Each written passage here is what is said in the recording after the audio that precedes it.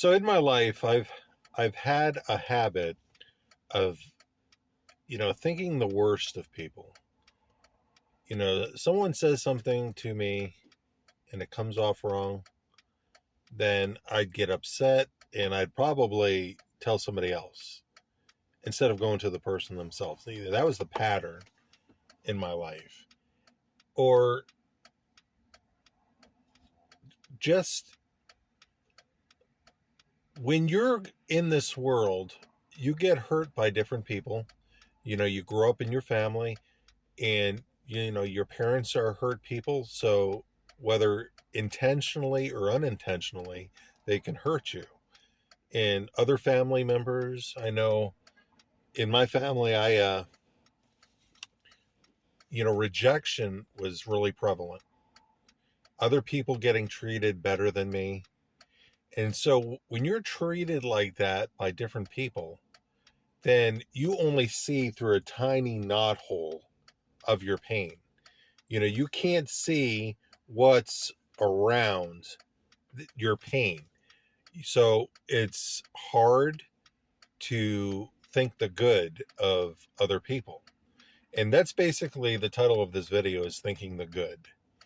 And I'm sure that we all have a habit of, stating something about someone negatively.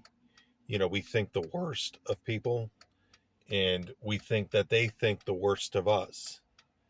And it may just be me, but this is what I have dealt with in my own life. And like I had said, is when you only see through a tiny knothole of your pain.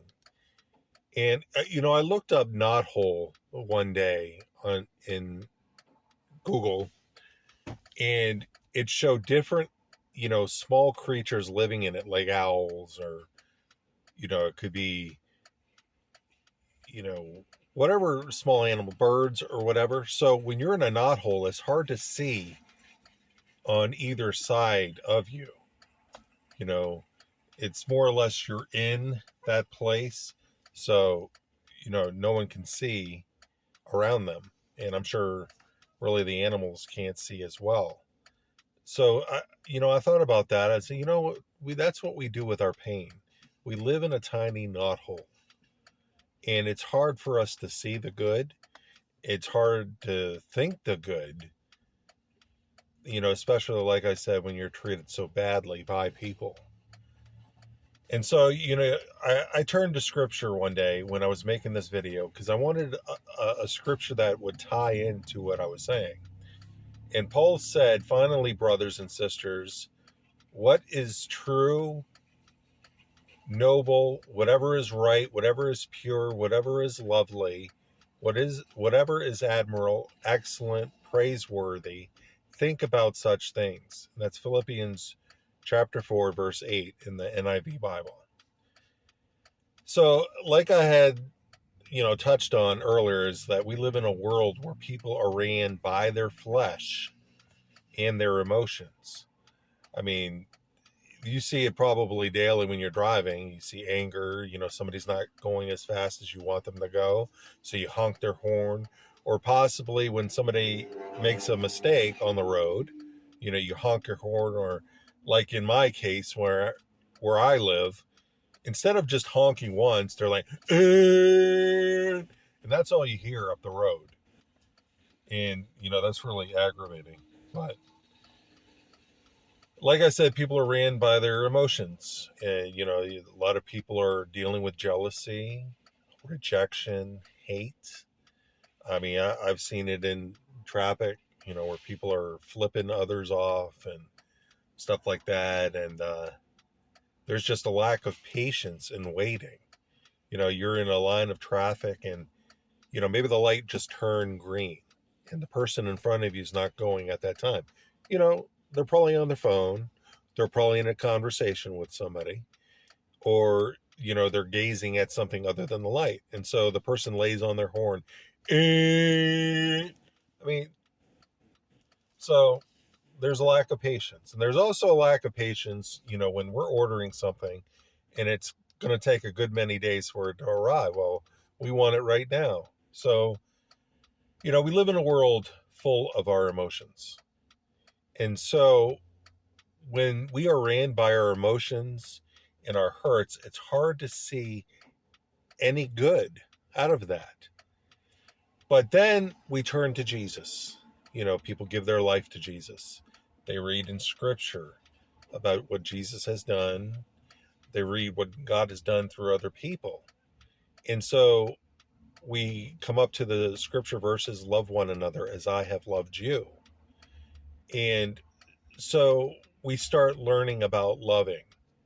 And the big thing is understanding. God wants us to be understanding with each other. And that's a hard thing to do when you're run by your emotions. Once you're angry, it's hard to see the good. It's probably a horrible example, but and I do love the movies, the Godfather movies. If you have seen them, you know there's the character Sonny, who was run by his anger, and he couldn't see past his anger, and that ended up being his downfall. And his younger brother Michael, when he was an older man, he was telling Sonny's son Vincent about his father, saying that his anger was his downfall. And so it's hard to see the good when you're run by your emotions, when you're run by anger, when you're run by jealousy or rejection or anything like that. And I can give you examples of times I were rejected. And there was one instance where me and this brother were throwing the ball around outside of the church building. And this guy comes out, and this guy always had something negative to say about us. And he's like, guys, it's a beautiful day. The sun is out. The birds are singing. Why not go out to the park and throw the ball around? And we're like thinking to ourselves, what's wrong with us doing it here? And so, we were just speaking bitter about this guy. And, because, when we're hurt, that's what we do. And so, I got sick of really, feeling bitter toward this guy until I heard God and what he wanted me to do. And God said, I want you to get a card and write something about his spirit, because in the spirit, there's no negativity. All there is love. Such as when people get to heaven, there's no negativity. There's no recounting of the past or anything like that. There's an acknowledgement, I believe, about, what you have done and what you could have done better. And so all there is love. So, that's what God wanted me to do, is to write something about his spirit. And so this guy's disposition toward me changed after that. And he was not the same.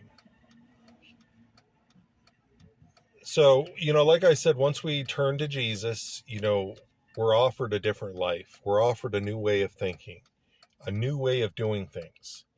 But do we still operate in the above? Rejection, hate, jealousy, and such.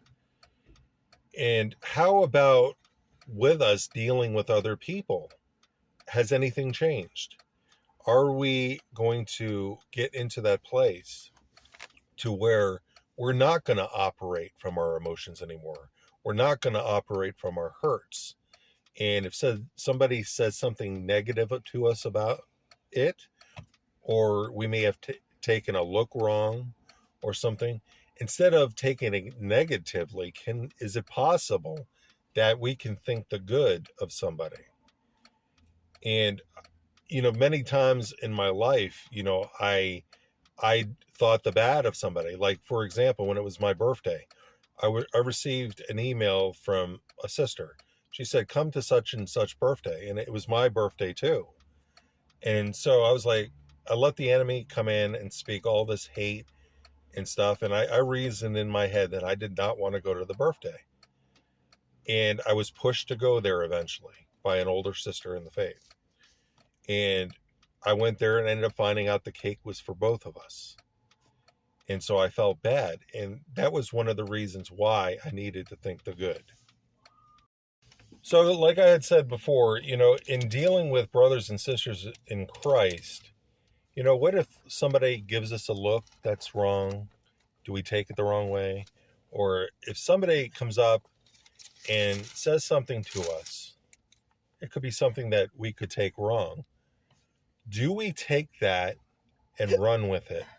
And then through our hurts of the past, do we get bitter? Do we get angry? Do we still operate in those hurts of the past? Or are we going to stop ourselves and, think the good? So, do we get bitter? Do we get angry? Or do we, follow the pattern like we did in the past? And do we tell somebody else, including a third party? And I found out that there's a name for that, and that's triangulation. So these actions are what we are used to. So I have a question. Is it possible we are misinterpreting what they have done or said?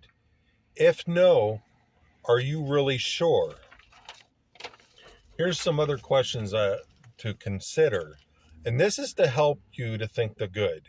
Because if we think the bad, it's not going to get us anywhere. We're just going to keep going around the same circle until we're operating in a completely different way. And we're operating in the way of the Spirit, in the way of love, instead of all the old habits of hurt in the past. So other questions you can consider, when you're facing a negative issue between you and somebody else, something that they said or did that you took the wrong way, is it possible that you can stop yourself, before you get angry, before you operate in your hurts in the past? Here's a few questions that you can consider. Do you know the person you have an issue with? Do they have a habit of saying or doing what you have an issue with? Number 2, is it possible that your issue with them is not coming from your own hurts of the past? Is it your perception that you're looking at it the wrong way? You're looking through the tiny knothole of your pain. Number 3, what will you do with this offense? Will you keep it to yourself, or you go to them and work it out biblically? Many times I took what someone had said or done wrong. I became offended. Negative emotions come from this offense. And then, if you allow it, the enemy will jump on your negative emotions. Just like that example with the birthday party that I had given, where all I needed to see was that email and them saying, come to such and such party. Well, that's my birthday too. I told my friends about this. I told them about my birthday, which date it was on. And of course, me and this other person shared that same date. And so I took it wrong. It's like, man, I told them many times, so I got angry from that. And then once I became angry, that's when the enemy spoke to me. And he was speaking even more negative. And the more I was listening to the enemy, the angrier I got, until, like I said, I reasoned that I did not want to go to the birthday party until I was pushed. So from that place, I've learned that our perception isn't always accurate. So what we can do, instead of following the normal routine of hurt from our past, is we can choose to hear God for ourselves at that moment to find out what we need to do. So I just wanted to share that with you. Thank you for taking the time to watch.